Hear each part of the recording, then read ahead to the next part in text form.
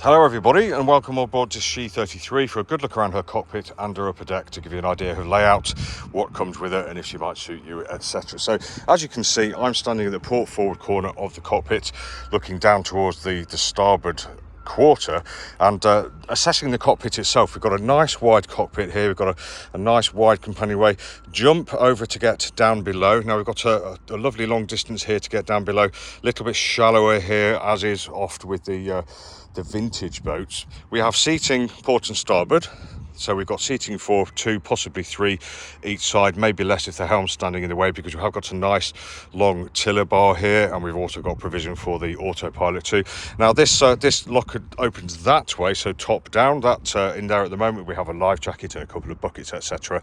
All very handy. And this locker here lifts up, and underneath there we have a gargantuan locker. We can get down to the back of the engine, we can get to the bilge. There's so much storage down there, you can actually climb in and throw yourself about a little bit if you'd like to. Port and starboard, we've got winches here and here.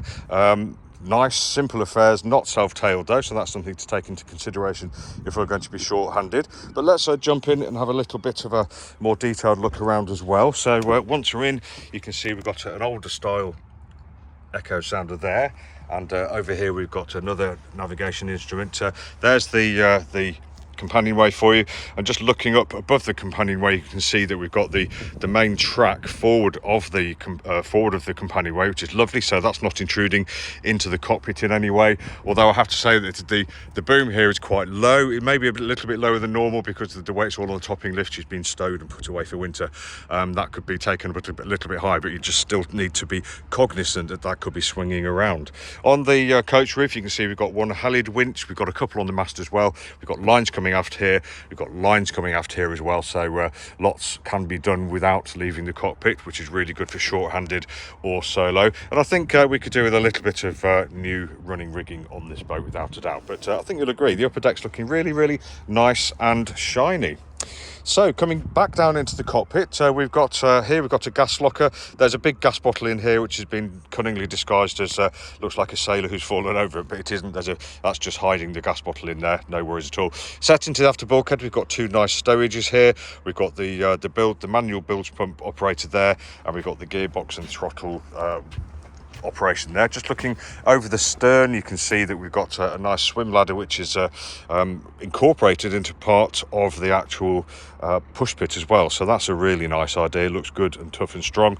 Two throwing buoys on the back end as well, strong looking cleats, etc. And if I just turn around you can see we've got the Beta 30 that's fitted to this boat. We've got the starting and running controls there, alarms, etc. All in all, a nice wide cockpit. We feel connected to the sea. We don't have a spray hood, we don't have dodgers, so that's something you may want to consider if you're going cruising, but all in all a nice place to be. And of course the all important for me, I think this is often overlooked, in fact I'll just mention down here, obviously you can see we have some dirt here that will just blast off because it's just where the sun hasn't managed to penetrate to that part of the boat. But for me this step out of the cockpit's all important, very nice and easy. We've got a nice bit of side deck to stand on, and we can make our way forwards until we can grab this coach roof grab rail here, which goes almost to it's about 3/4 or 2/3 of the way along the coach roof. We've got nice wide decks here, so really good for clambering along. Now they're cambered as well, so when we're upright as we are at the moment we've got a slight camber down, but when the boat's heeled over that will come onto the horizontal. That's where that comes in.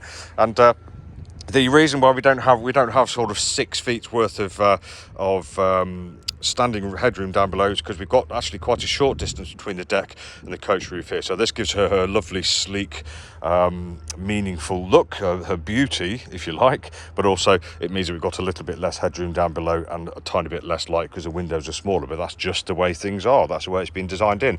Here's another look at the main traveller above, so all nicely designed in there. We've got the hatch giving us light and air down to the main saloon if we want it. Now we're getting past the shrouds, it's either a swing out or a swing in. Either way is just as easy. I'm going to go in so I don't get into a wrap with the starboard sheet there as I'm filming, but there's a mast base.